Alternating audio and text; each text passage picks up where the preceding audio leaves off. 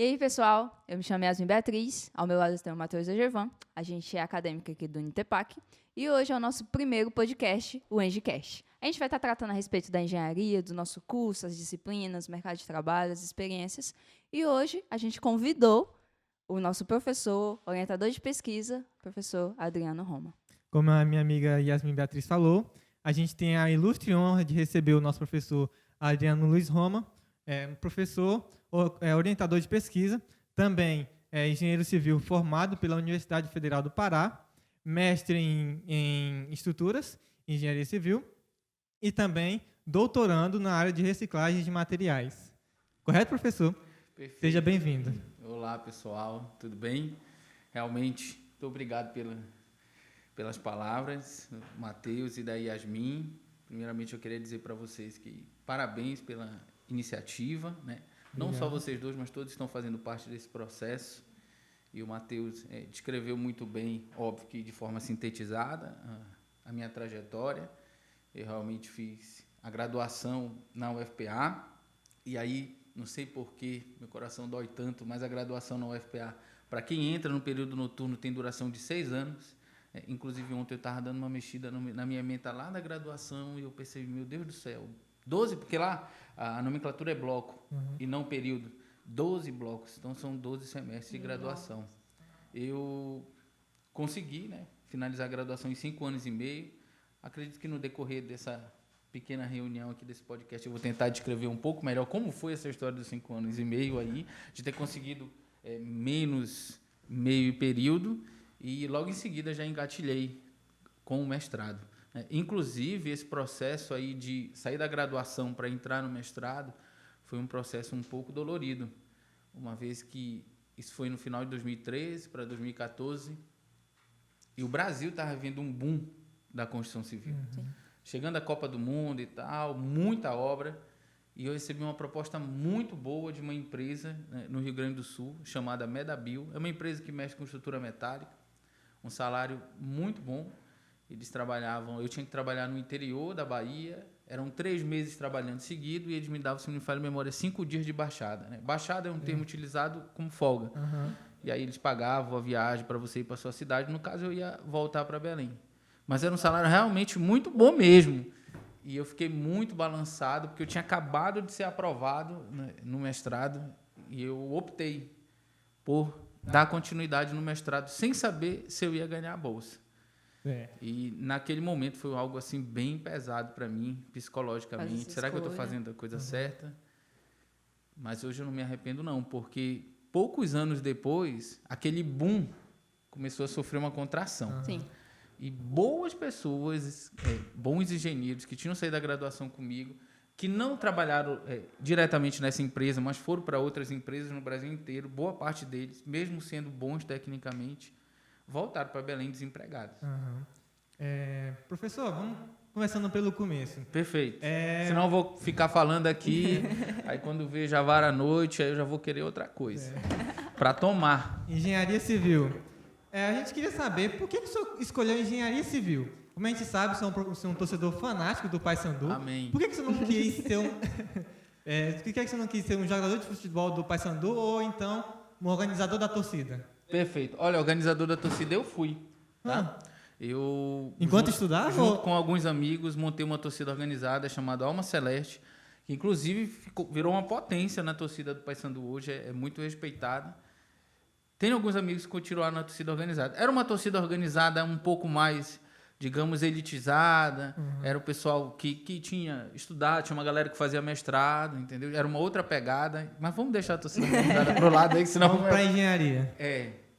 Qual foi a pergunta mesmo? A graduação, né? Isso. Por que o senhor escolheu engenharia civil? Perfeito, tá.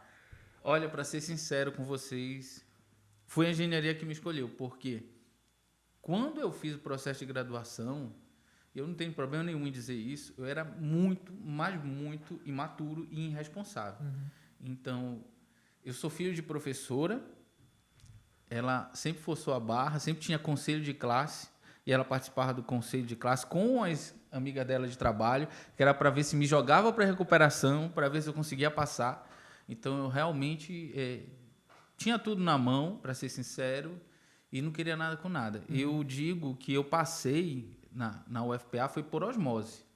Foi de tanto minha mãe insistir em mim, pagou cursinho, né? Juntamente com o final do 3º ano lá do meu convênio, que a gente chama Belém Convênio, o último ano do ensino médio, pagou o cursinho e eu não vou mentir não, eu chegava em casa com a mochila, na hora do almoço, soltava a mochila no sofá, na sala, e no outro dia eu pegava a mochila do mesmo jeito e ia para a aula. E eu passei na graduação, eu não me recordo ao certo como foi para escolher engenharia civil, mas o meu pai sempre trabalhou com construção civil, sabe? De vez em quando ele tentava dar uma forçada de barra e tal, olha, faz engenharia civil, talvez isso tenha influenciado em alguma coisa. Mas, só interrompendo, ele era engenheiro ou ele era... Não, o meu pai é topógrafo, sim. agrimensor, só que ele trabalha há muitos anos com construção civil. Por exemplo, hoje ele está trabalhando numa empresa no interior de Goiás como fiscal de obra. Acho que em função da experiência dele, ele acaba aqui trabalhando diretamente com os engenheiros civis. E aí eu escolhi a graduação, consegui passar. Para vocês terem uma noção, eu passei em 24º, eram 70 vagas. E aí, naquela época eu era tão imaturo que eu tinha a opção, porque lá funcionava, não sei se ainda é assim. Os 35 primeiros colocados têm direito de escolher se querem fazer a faculdade de manhã ou a faculdade à noite. E eu passei em 24º e optei pela noite. Sem saber que à noite a duração da graduação são de 6 anos. E de manhã é 5, normalmente. De manhã é 5. Porque como a universidade lá fica num local muito perigoso e a cidade em si é muito perigosa, então é lá em Belém, né? É, em Belém. A carga horária da noite é um pouco reduzida, porque vai das 6h30 até as 10 da noite. E assim, tipo, 10 da noite é o toque de recolher lá, sabe? Você sair 10h30. De vez em quando você ia 10h30, porque a gente ia para um forró que tinha lá dentro. Mas eu sempre saía de comboio, várias pessoas. Porque se você sair sozinho, como a gente diz lá em Belém, farelo, ou seja, perdeu.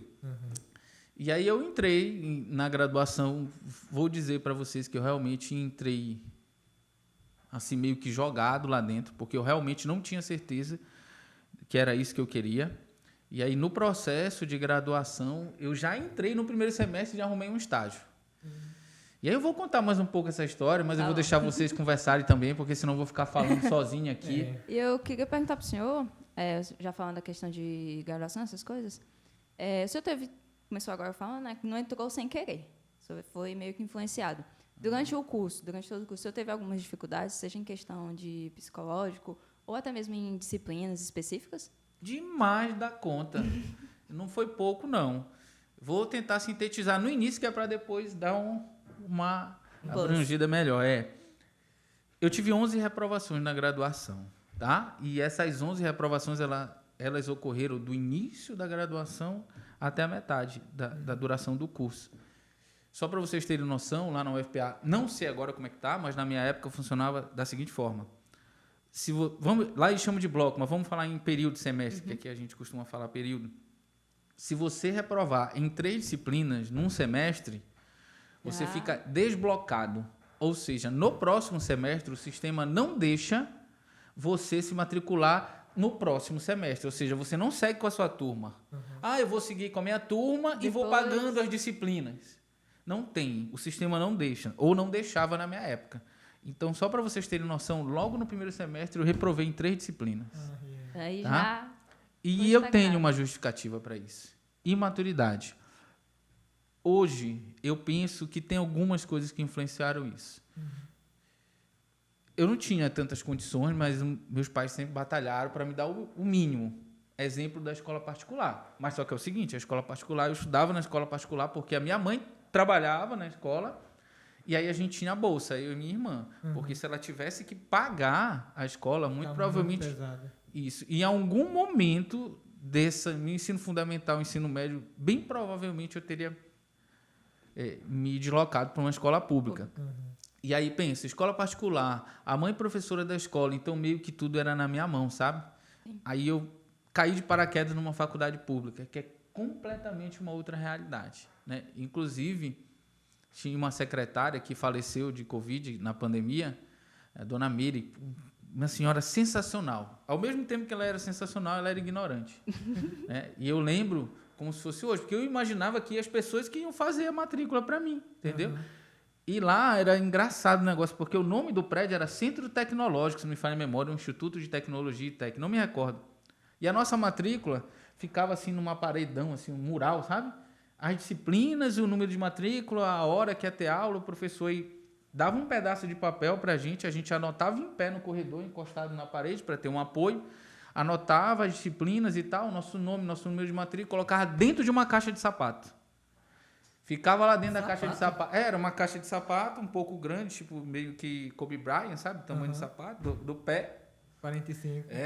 Tinha um buraquinho no meio, a gente dobrava e enfiava. E tinha que rezar para ver se caía a matrícula. Porque depois a dona Meire, que já tinha uns 150 anos, ela pegava essa caixinha de sapato e levava lá para dentro e ia... Aí o que ela fazia? Ela pegava o papel e olhava. Adriano, que é essa disciplina. Ela tentava só uma vez no sistema. Se desse erro, ela já amassava o papel, pronto.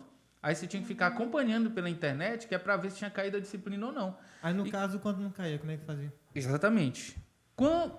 Quando não caía, pelo fato de eu ser muito imaturo na época, eu nem ligava. Porque eu acho que no meu inconsciente alguém ia resolver para mim, porque meio que sempre foi assim. Sim. Mas ninguém resolveu, não. E aí, mesmo logo no primeiro semestre, já consegui um estágio na engenharia civil, numa grande construtora de Belém, que na verdade Desculpa interromper. Pode Nesse ficar à vontade. estágio, o senhor conseguiu por influência de algum engenheiro, por questão de familiar, amigo, essas coisas? Não, nesse caso é porque eu era desenrolado. Mesmo que eu fosse imaturo, eu era desenrolado. O que é que eu fiz? Eu fiz vários currículos, aí até hoje eu sou assim, talvez pior. Cara, quando eu faço algum negócio, eu tento, assim, estou falando de material, tá? Uma aula ou algo do tipo, material por escrito, tento fazer o mais perfeito possível. Então, eu fiz o currículo, dei revisada no português, passei para minha mãe, que é professora de português, para ela revisar. Então, você já tinha ajuda nessa parte aí. Aí coloquei umas bordinhas coloridas, tudo colorido, e fui batendo de construtora em construtora. Entregando. Aí, na 7ª construtora, me atenderam, porque as 6 primeiras nem deixaram me atender. E aí, na 7ª construtora me atenderam, eu fiz entrevista. Essa construtora é boa, eu aprendi muita coisa com ela, mas eu sei que essa construtora, ela trabalha com quantidade e não com qualidade. Então, como ela acondicionava, recebia muitos estagiários, acho que foi rápido para eu entrar lá. O valor da bolsa era bem pequeno e, aos poucos, eles foram me explorando, eu fui aprendendo.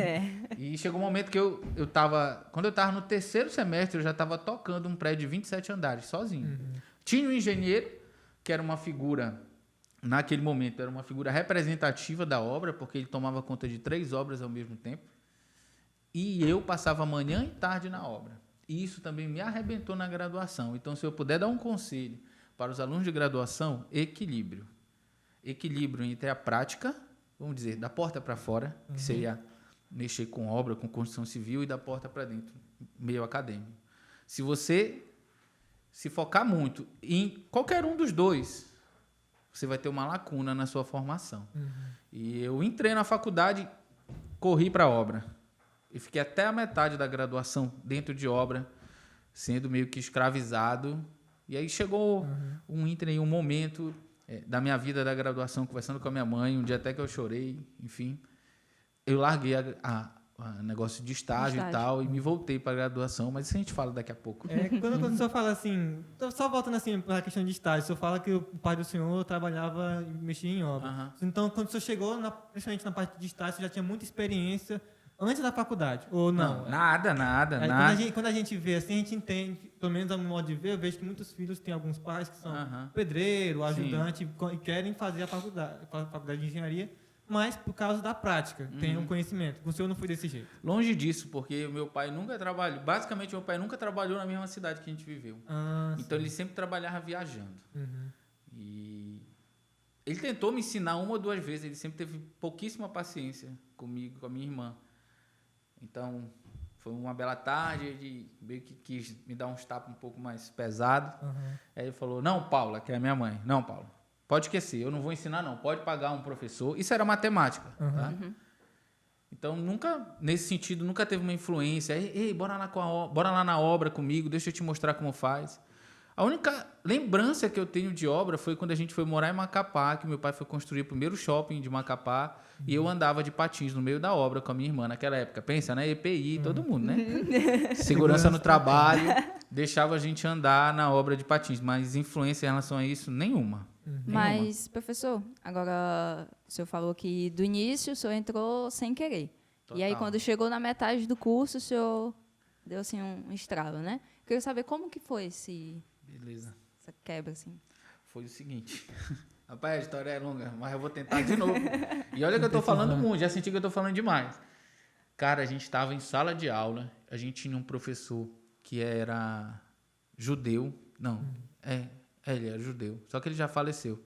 Eu nem me recordo se ele faleceu de Covid, mas foi durante a pandemia, ele já estava bem velhinho, sabe? Craque, um crânio, professor Salomão, de parte de estruturas e tal. Ele chegou à noite lá na aula, parece que algum aluno tinha riscado o carro dele, enfim, meio que rolou uma confusão, e ele, chateado, diminuiu as pessoas da sala, sabe? Do turno da noite. Desceu o escalão mesmo, assim, xingando todo mundo. E ele pegou e falou assim, olha, dessa sala aqui só vai sair engenheiro de obra. E olhe lá, daqui não vai sair mestre, doutor, professor, não sai nada daqui. Pode esquecer. Vocês são todos fracos. Vocês passam o dia inteiro sendo humilhados e chegam aqui à noite tudo cansado, dormindo. Porque lá na minha sala tinha muito bombeiro, tinha muito policial militar, sabe? Os caras que já tinham família, já tinham profissão e tinham passado e, enfim, estavam querendo crescer na vida. Beleza, esse dia eu guardei para mim. Eu ainda estava na molecagem, mas eu guardei para mim. Um pouco tempo depois eu fui... Eu me despertei e falei, rapaz, olha lá, na UFPA tem uma coisa chamada Coeficiente de Rendimento Geral, CRG, que é tipo assim, lá é só conceito, não é nota em si. Tipo, até 4.9 você fica, eu acho, insuficiente, tá reprovado. Lá a média era 5, mesmo assim a galera reprovava. De 5 a 6,9 é regular, que sai no seu conceito, de 7 a 8,9 é bom e de 9 a 10 é excelente. Eu acredito que até uns 2 anos atrás era assim, porque eu conheci um colega meu que estudou lá na UFPA 2 anos atrás. Ele disse que era desse mesmo jeito. Talvez tenha continuado dessa forma. E aí, rapaz, eu nem olhava para isso. Até que um dia que eu baixei meu histórico, vi lá, estava 2,69. 2,69. Estava chegando à metade do curso. Aí eu fui conversar com o coordenador, professor Pompeu. Tá vivo ainda, rapaz, suportou a pandemia, ó. Ele é professor de quê?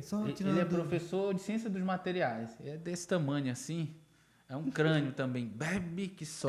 Graças a Deus. E aí, tá vivo, rapaz. Enfim, que bom. Tem muito tempo que eu não falo com ele. Uma vez eu tentei mandar uma mensagem para ele, mas o WhatsApp dele é meio estranho. Tinha uma foto de um papagaio. Aí eu mandei a mensagem e...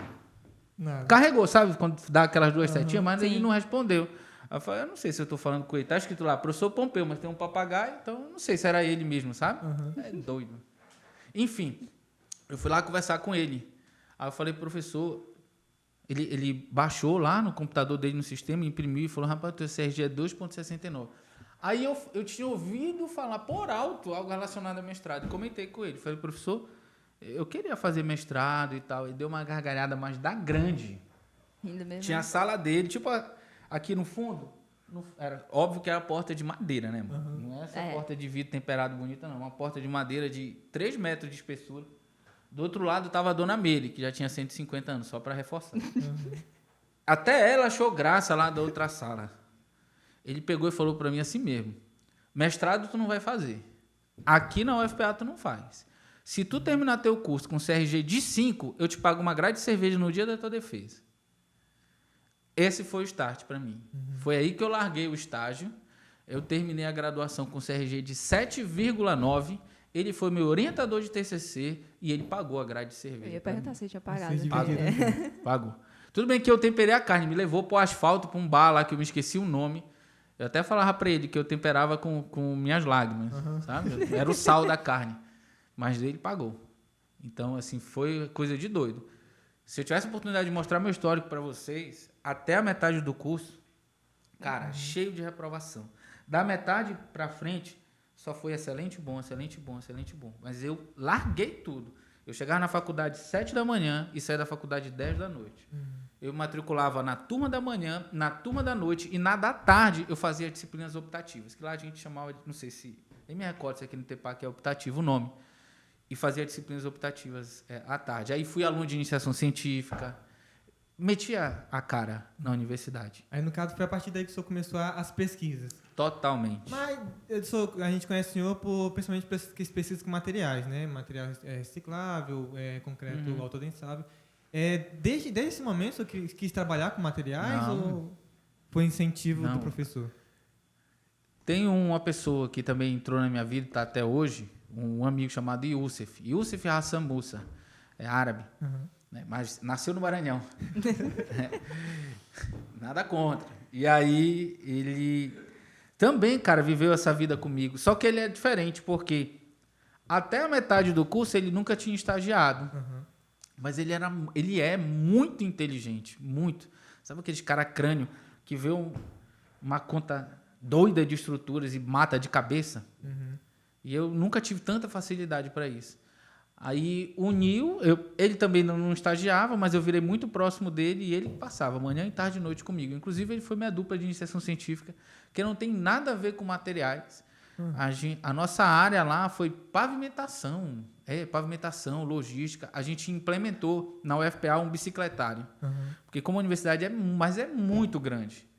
E aí os alunos têm os circulares, que são os ônibus, né, que ficam se deslocando, mas aí os circulares têm horas específicas. Então, montou-se vários postos bicicletários, e aí o aluno ia, se cadastrava, enfim.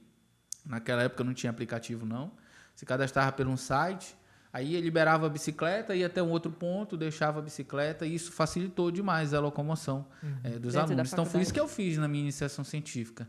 Suei demais debaixo do sol, porque a gente teve que analisar quais eram as condições da pista, verificar as patologias, enfim, fazer relatório fotográfico, mas nada a ver com materiais, nada a ver. A área de materiais, na verdade, ela veio entrar na minha vida só no mestrado mesmo, tá? Não tem nada a ver com a graduação eu vi de tudo um pouco. E, para ser sincero, de todos, o que mais eu queria distância era da área de estruturas.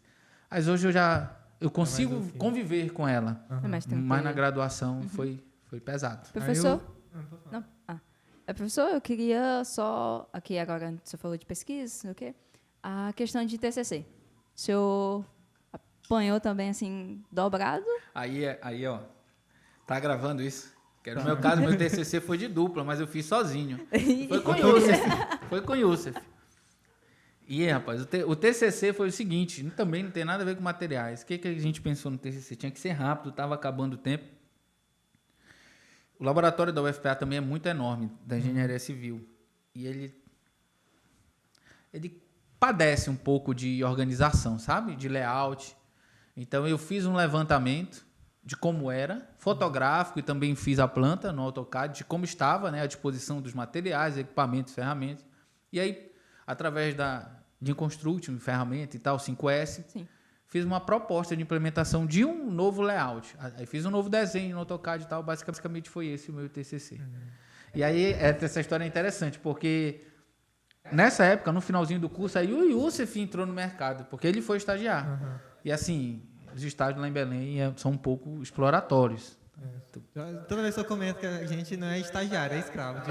E aí, como a gente estudava à noite, os caras metiam a mão mesmo. Olha, vem pra obra às 7 da manhã, o cara saía às 6 horas, do outro lado da cidade, uma hora e meia de engarrafamento para poder chegar na faculdade, 7 e 8 horas da noite, com a bota podre.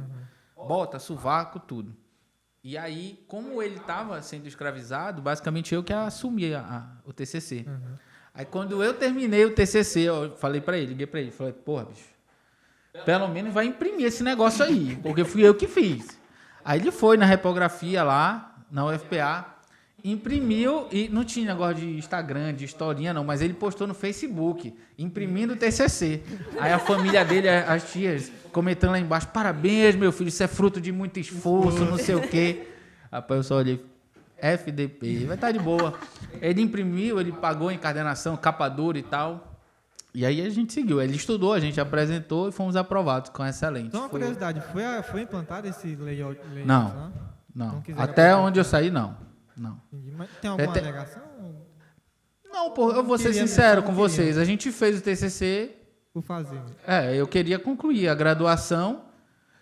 Quando terminou a graduação, o TCC, em momento nenhum, vou ser sincero, eu fui atrás do TCC e do pessoal da coordenação do laboratório para tentar mexer. Até porque eu já terminou a graduação, já virei muito amigo deles e aí já mergulhei no mestrado, então... Não. Saiu e já pulou para outra. Eu não sei. Faz um tempo que eu não vou lá. Inclusive, tem um laboratório novo lá ao lado. Um galpãozão novo. Eu não sei como é que ficou. O galpão novo parece estar organizado. Mas é muita coisa que é feita lá. A última vez que eu entrei em contato com eles, era a segunda universidade no Brasil que mais rompia viga, laje e pilar do Brasil, só perdendo para a UNB. Então, tem muita iniciação, muito mestrado, muito doutorado, é muito material. Quase todo dia tem caminhão, betoneira lá, é como se tivesse um caminhão de uma concreteira entrando aqui no ITEPAC para concretar uma laje lá no bloco J de um aluno. Porque o volume de concreto é tão grande que não dá para a gente brincar de rodar na nossa betoneira, entendeu? Tem que ser um concreto usinado, chegar para encher, que são 6, são 7 metros cúbicos para encher 2, 3 lajezinhas e fazer ensaio. Então, talvez não esteja tão organizado, porque o volume é muito grande, mas tem como organizar. É isso. E essa passagem do conclusão da faculdade para o mestrado, como é que foi? Sim, você já disse que já estava com a vontade de fazer o mestrado, manteve a vontade, aumentou, diminuiu, como é que foi isso? Aí é que tem esse espaço aí, meio que esse ato que foi proposta de emprego e fazer o processo seletivo. Eu lembro que o processo seletivo, não sei como é que está hoje do mestrado, lá na UFPA era entrevista, uma prova de área técnica, no caso de estruturas e de construção civil, e uma prova de inglês, e análise de currículo. Na época, aí tem um outro amigo meu, muito amigo mesmo, Gilberto, também na graduação, ele sempre mexeu com obra. Desde o início da graduação sempre foi desenrolado, sabe? E tocava mesmo obra. Ele terceirizava, ele chegava num prédio, mesmo sem ser engenheiro, fechava um negócio para pintar a quadra e pintávamos. Botava os colaboradores lá dentro e pintava a quadra. Resolvia. Ele conseguiu uma obra para ele, no meio do mato lá, saindo de Belém, vocês não vão saber, enfim, saindo de Belém no rumo de uma cidade, uma ilha chamada Mosqueiro, enfim. Eu ouvi falar. E aí, no meio do mato, que obra é essa? O que aconteceu foi o seguinte, o IBAMA, ele pegou uma multa, meu Deus do céu, não foi o IBAMA, a Vale do Rio Doce, pegou uma multa do IBAMA, não me recordo de quê. E aí, na negociação deles, ao invés da Vale pagar a multa, a Vale construiu um centro de triagem para os animais selvagens, que o IBAMA conseguisse recolher. E aí tinha que pintar o centro de triagem e lavar ou trocar o telhado, alguma coisa assim. Ele me botou nessa jogada. Também estava doido atrás de dinheiro. Quando a gente se forma, nunca viu dinheiro. Ele me botou, bora ganhar dinheiro. Eu falei, bora. Todo dinheiro, pouco ou muito. Rapaz, dinheiro. ele alugou uma estrada. Pensa numa estrada escrota. Uma estrada da década de 70, é sério, rapaz. Quando eu estava andando na BR, a estrada apagou. Do nada, a estrada desligou. E aí eu liguei para ele e falei, não, parceiro, não dá desse jeito, não. Aí alugou um outro carro, aí beleza. Aí eu tinha que pegar os caras na BR e entrava no mato, que era um caminho de terra, que inclusive era até desovado o corpo lá, direto. Você já chegou a ver alguma vez? 2 vezes. Durante a obra a gente viu 2 vezes. E aí tinha que passar nos lagozinhos, sabe? Terrível, cara. E a Vale obrigava a gente a pegar os funcionários na BR, eles não podiam entrar andando, levar eles até a obra. Aí na hora do almoço eu tirava eles da obra, ia para a BR, botava eles para almoçar, aí a gente voltava, no final da tarde a mesma coisa. Então eu passava o dia inteiro nesse lugar. Calor terrível. Aí eu levei uma almofadinha para a coluna, uma cadeira para mim, e uma mesa e um ventilador pequenininho. Passava o dia inteiro estudando lá. Para a prova do mestrado. Aí o que acontece? Passei uns 2 meses estudando, de verdade, para a prova do mestrado. E aí, quando estava chegando, a obra acabou. Inclusive, eu quase não recebi nada dessa obra. Quando estava chegando a prova do mestrado, eu recebi a proposta da infraestrutura metálica, porque um outro amigo meu, chamado Rodrigo, ele formou 6 meses antes que eu e foi para Porto Alegre fazer mestrado na URGS, Federal do Rio Grande do Sul, que é a faculdade top de linha. Ele fez umas amizades lá e conseguiu essa indicação para mim de emprego. Aí eu recebi essa proposta de emprego e o mestrado. E ao mesmo tempo saiu o listão do mestrado.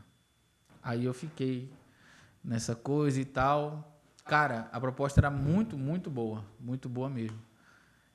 E não sei o que foi que aconteceu. Deve ter sido Deus mesmo, porque eu optei por continuar no mestrado e não tinha certeza da bolsa. O valor da bolsa é 1.500. Só para ter uma noção, o salário era tipo umas 6 vezes o valor da bolsa. Então, era muito bom. E mesmo assim, eu optei pelo mestrado. E engraçado que no decorrer do mestrado, em momento nenhum, eu me arrependi de ter entrado e ficava pensando no emprego. Foi a escolha certa para o senhor. Sim, tenho nem sombra de dúvida disso. Nem sombra de dúvida. Eu não sei como... É óbvio, às vezes a gente não tem noção disso, mas uma decisãozinha que a gente tome, uma vírgula que a gente tome aqui, pode mudar a nossa história. Sim, verdade. Todinho. E essa foi uma das vírgulas. E do mestrado, depois que você terminou o mestrado, você já entrou de vez no mercado de trabalho, né? Eu vi uma história que o Jefferson Pop me contou. Jefinho. Jefinho. Ele disse que ele tinha entrado no mestrado assim que o senhor estava saindo, né? Ele falou que teve um dia que ele foi bater um papo com o senhor. Ele perguntou, para onde é que você vai? Aí o senhor comentou para ele, vou para Araguaína. É verdade isso? Rapaz, isso daí foi outra loucura. Porque eu acabei o mestrado, mas eu tinha virado tão amigo, o processo seletivo do doutorado não estava aberto. Uhum. E eu não tinha certeza.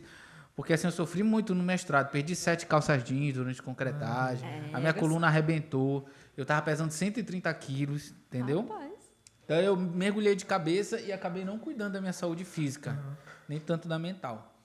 E aí eu estava com receio, vou fazer, não vou fazer, cara, eu preciso do emprego. E aí um professor chamado Luiz Maurício, um professor de construção civil, de gerenciamento, planejamento e tal, aí virou para mim assim e falou, rapaz, tem um ex-aluno aqui nosso que trabalha para o Tocantins, eles dizem que paga muito bem lá uma faculdade, não sei o que e tal, uma faculdade chamada ITPEC, falou desse jeito. Eu vou te passar o contato dele. É em Araguaína. Eu me lembrava que o Paysandu, que é meu time, tinha jogado um amistoso com o time daqui. Com o Tourão do Norte. Eu sabia que era um touro, um símbolo, E aí, falei, não, beleza. Araguaína. Eu já tinha vindo fazer um processo seletivo em Imperatriz, uma faculdade de Imperatriz. Eu vim com o Youssef, que é um aranense de Imperatriz. Nós fomos aprovados. Mas o processo seletivo foi na metade do semestre. Então, o cara até ficou com a nossa carteira de trabalho, que é errado. Ele aprovou e tal, falou, não, vocês vão ser professores daqui, mas é só semestre que vem. E aí ficou enrolando, a gente voltou para Belém. Aí ele falou que ia arrumar me esqueci, um consultório médico, fim parceiro, que era para fazer os exames admissionais. Sim. Entrava semana, saía semana. Ele, não, vou arrumar. Foi uma enrolação, sabe? Então eu já tinha, inclusive nessa vinda até a Imperatriz de ônibus, eu estava sofrendo, cara, porque eu nunca tinha viajado tanto tempo de ônibus. Eu fui com ele estava acostumado, que ele era de Imperatriz. A gente saiu de lá 8 da noite. Aí eu acordava de madrugada e falei, bicho, não vai chegar não. Ele, calma. Chegou 6 horas da manhã. Aí em Imperatriz eu cheguei morto, nunca tinha viajado tanto tempo de ônibus, né? Enfim, fiz o processo seletivo, ok. Aí já sabia que Imperatriz era próximo dessa cidade chamada Araguaína. Eu entrei em contato com esse professor do ITEPAC. Cara, a informação toda desencontrada, porque a vaga não era nem para Araguaína, a vaga era para Porto Nacional. Aí eu já não conhecia Araguaína, Porto Nacional, nunca tinha ouvido falar. Hoje ainda. Eu nunca tinha ouvido falar. E eu vim fazer o processo seletivo aqui. Enfim, foi meio que uma confusão aí, até de salário também. E eu preferi aqui, ao invés de Imperatriz. Primeiro porque a relação desgastou um pouco de Imperatriz com a universidade, porque ficou segurando e não fazia exame e tal. E eu gostei, cara, daqui, não sei, eu fui dar uma volta na cidade. Até estranhei um pouco, fiquei com um pouco de medo, que eu fui dar uma volta na cidade com uma moça que trabalhava na RH. Ela falou, não, aqui é uma cidade muito boa e tal, só tem um problema. Aí eu virei para ela e perguntei, qual? Tem 4 viaturas da polícia. Aí eu, tive que ser educado, né? Eu só comigo, meu Deus do céu, que diabo é isso? O que eu vim fazer aqui? Mas eu cheguei lá em Belém, eu voltei para Belém, né? Fiz o processo seletivo, voltei para Belém. Não, eu acho que eu vou morar lá. E aí vim morar aqui, aluguei uma casa. Minha mãe é sensacional. Ela veio comigo, alugou a casa, mobiliou a casa, me ajudou a comprar um carro, fez tudo. E aí me deixou aqui. Só que ela vinha todo mês trazer açaí. Mãe não aguenta. Saudade não deixa não. E aí, o senhor, agora falando questão de docência, né? Logo o senhor começou a trabalhar aqui como professor. E como foi a sua experiência? Primeira aula, por exemplo. Bater assim de cara. Cara, nervoso demais. O ITEPAC foi a porta de entrada da minha vida de docência. Foi quem abriu as portas. A outra tinha aberto as portas, mas nem abriu, mas não pegou minha mão para botar para dentro, sabe? Sim. E foi bem intenso as primeiras aulas. E eu ficava assim pensando, cara, eu era um aluno que tive 11 reprovações, não queria nada com nada. Como é que eu vou entrar numa sala e vou falar umas coisas pro pessoal e querer forçar o pessoal a acreditar em mim? Contestando tudo que aquele outro professor tinha falado, né? Total. Ninguém acreditava. Nem eu acreditava. E o negócio foi fluindo, rapaz. Foi fluindo. E a voz foi ficando mais alta na sala. E o pessoal prestava mais atenção. Eu falei, aqui onde é essa mesmo? Cara, aconteceu. Isso aqui é pra mim. Tipo assim, eu acho que o ser humano aí tem que ser adaptável. Mas, se não precisasse desse processo de adaptação e alguém olhasse para mim e falasse assim, tem outra coisa para tu fazer da vida? Eu ia falar, não. Mas eu não sei o dia de amanhã. Então, se eu tiver que executar uma outra atividade, eu vou executar. Mas, no mundo de flores, eu ia dizer não. É um negócio assim de doido. O eu louco não sei é que explicar. o senhor começou, né? Graduação, aí mestrado, o senhor ficou equilibrado, docência, e ficou, cara, isso aqui é pra mim. Muito legal. E ficou a lacuna, né? Que eu estou tentando preencher agora. Que é a lacuna do doutorado. Sim. Ficou a lacuna. E assim, na verdade, duas perguntas que eu tenho principal. O senhor é professor, mas também o senhor não fica limitado só a professor. O senhor dá algumas consultorias Sim. e tudo mais. Como é que funciona essa questão de consultoria? É do interesse do senhor? As pessoas vêm atrás do senhor? Como é que Normalmente são as pessoas que vêm atrás, porque eu tenho um problema sério com rede social. Seríssimo. Eu sei que tem muita gente que ganha dinheiro com rede social sem ter conhecimento técnico nenhum e engana as pessoas. Tem demais. E olha que eu quase não acompanho, mas só de ver aquela chamadinha ali, eu estou assistindo agora no YouTube e vem aquela propaganda, aí o cara se agacha assim, você sabe dimensionar uma fundação? Venha comigo e tal, não sei o quê. Cara, safadeza. Maioria é safadeza, não posso generalizar. Então isso acaba me expelindo muito, sabe, do mercado, pelo fato de eu ainda não ter conseguido meio que incorporar essa coisa de rede social. E eu tento trabalhar isso comigo. É uma lacuna minha que eu preciso preencher. Eu acho que se eu preencher essa lacuna de rede social, talvez o nível, a intensidade de consultorias, enfim, outros serviços seria bem maior. Porque, querendo ou não, hoje tudo é na rede social. Tudo a nossa Depois de pandemia. Infelizmente. Para mim, é infelizmente. Tem gente que...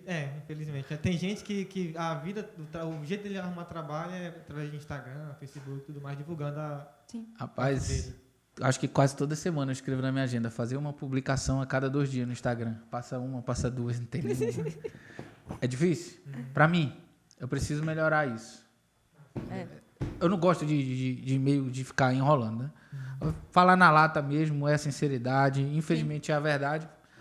Fazer o quê? Uma lacuna que eu preciso preencher. E no dia que eu preencher, vai ser diferente. Professor, agora eu queria entrar num assunto, questão do mercado de trabalho.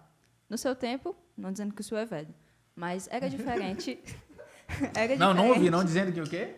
Não dizendo que o senhor é velho, tá? Não, pode ficar tranquilo. É só questão só a cabeça mesmo. É diferente, né? Hoje, a gente, aqui, 2022, é diferente, acredito, no 2013. Acredito que foi esse ano que o senhor se formou. Sim. Como que era naquele tempo a questão do mercado de trabalho? E como o senhor bombando. vê hoje o mercado de trabalho? Principalmente para a gente que está cursando 7º, 8º período, 10º. Perfeito. Tá. Na minha época estava bombando. E agora bomba também. Tá?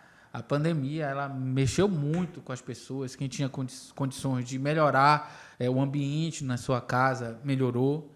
Porque a pessoa ficou trabalhando de casa. Então, assim, ela não tinha, teoricamente, que o conforto do escritório, a cadeira do escritório, a mesa e tal. Enfim. E acabou que ela mexeu na casa dela. E teve muita gente que acabou, mexendo com construção civil. Então, tá aquecido. Araguaína não tem muita obra verticalizada, não faz o perfil da cidade até hoje. Até porque, penso eu, é uma cidade horizontalizada, ou seja, tem para onde crescer ainda. Então, para eles é melhor construir casa, é melhor fazer condomínio horizontal, enfim. Talvez um dia fique verticalizada. Mas esse fato de ter construção de casa tem demais, cara.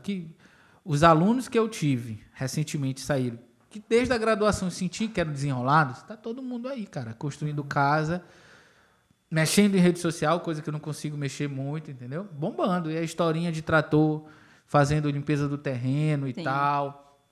E tem muita gente aí que estuda a solução de engenharia mesmo, aplica métodos inovadores para Araguaína. Já desse eu vi, pô, o cara botando um material específico para fazer uma junta de dilatação. Eu falei, safado, mano. Ele tá indo atrás, tá estudando, entendeu? Então, penso eu que o mercado esteja bom para quem é desenrolado.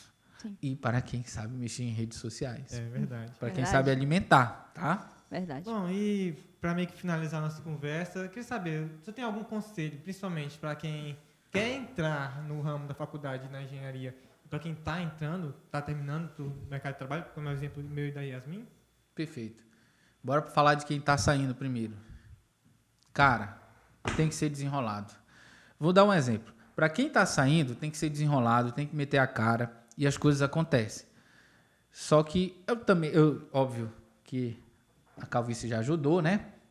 Mas eu tenho alguns poucos anos de experiência e eu já percebi que as coisas acontecem no tempo de Deus mesmo. A gente quer que a coisa aconteça naquele momento e tal, e é um caminho que joguei um pouquinho de material granular, uma britazinha assim, sabe? Um fragmento de rocha para meio que atrapalhar a sua caminhada. Talvez você tenha que tomar um atalho. Mas nos planos de Deus, se você continuar batalhando, com certeza as coisas vão acontecer. É verdade. Para quem está entrando, equilíbrio. Equilíbrio foi o que faltou para mim no início do curso. Entra, aproveita o que a faculdade tem para dar, aproveita o que o mercado lá fora tem para dar com o equilíbrio. Se você mergulhar de cabeça lá fora, você vai esquecer a faculdade. Isso vai gerar um imbróglio muito grande. E se você mergulhar de cabeça somente na faculdade, você vai esquecer do mundo lá fora. Quando vê os 5 anos se passaram, você vai ter uma bagagem muito boa, teórica, mas não vai conhecer ninguém lá fora, não vai ter network, não vai ter nada. Então, Verdade. equilíbrio para quem está entrando e desenrolado para quem está saindo. Seria isso. Ótimo.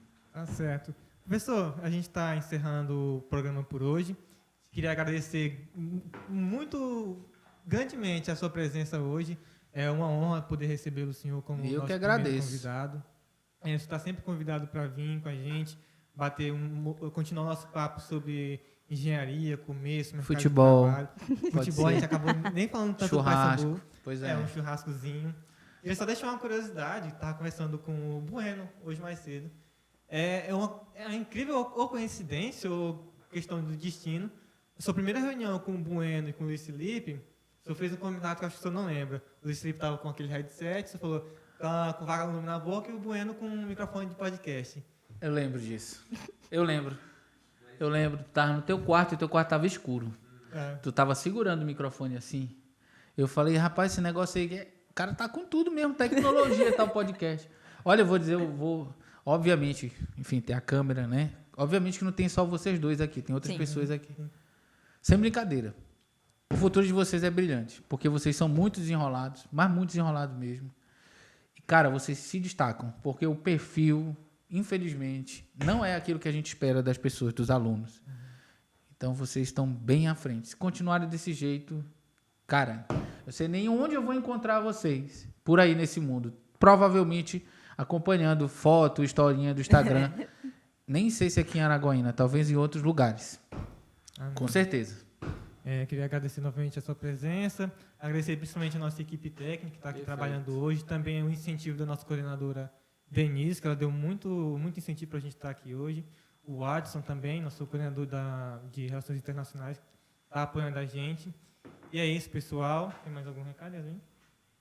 Eu acho que esse é isso, pessoal, era da desenho animado, não era, não? Eu acho que é Looney Tunes, Por hoje é só, pessoal. É isso aí. Foi Desculpa. boa. E a gente tem também, você pode estar acompanhando pelo YouTube do Unitepac, vai ter lá uma playlist, o EngieCast. E tem também a nossa rede social, o EngieCast. E a gente vai estar tendo as nossas divulgações, nossos próximos podcasts, alguns assuntos específicos. E acredito que no mais é isso. Só agradecendo novamente. Muito obrigado, professor, por essa aula. Eu também tenho. Que o senhor venha aqui mais vezes. A rede social, mas eu nem lembro o nome, tá bom? Então, acho que é Engia e a Adriano. Esposa da Adriano. Tá bom. Me marquem lá. Não, que eu nem me recordo. Percebam a lacuna, tá bom? E eu agradeço demais vocês aqui. Eu, sinceramente, de coração, espero que esse projeto voe. E leve vocês juntos. Valeu. Muito obrigado. Foi?